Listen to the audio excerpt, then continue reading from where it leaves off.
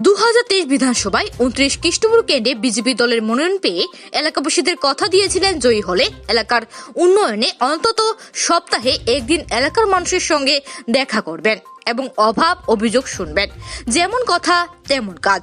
নির্বাচনে জয়ী হয়ে মন্ত্রিত্ব পেয়ে প্রাথমিক গুরুত্ব নিজ বিধানসভা এলাকার উন্নয়ন।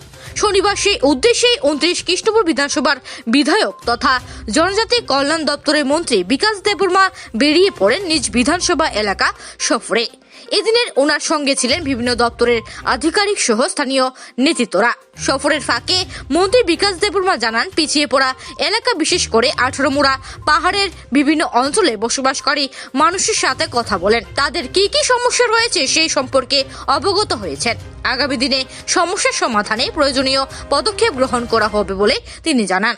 অন্যদিকে একই দিনে 29 কৃষ্ণপুর বিধানসভার অধীন উত্তর কৃষ্ণপুর গ্রাম পঞ্চায়েতের কার্যালয়ে দল এবং সংগঠনের সমন্বয়ের মাধ্যমে উন্নয়নমূলক কাজের লক্ষ্যে এক বৈঠক করেন মন্ত্রী বিকাশ দেববর্মা।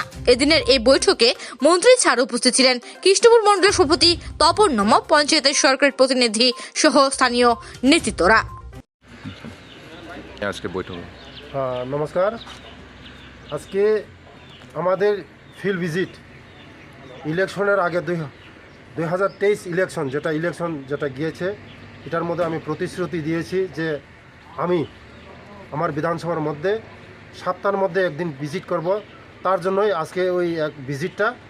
কারণ এই 18 মোড়া এরিয়ার মধ্যে যে আমাদের আমজনতা আছে, পাবলিক আছে, তাদেরকে জলের সমস্যা আছে, রাস্তার সমস্যা আছে, অনেক সমস্যা নিয়ে আছে কথাবার্তা। আমার বিভিন্ন লাইন ডিপার্টমেন্টের লোক আমার সঙ্গে আছে, এটা তাদেরকে নিয়ে বৈঠক আছে।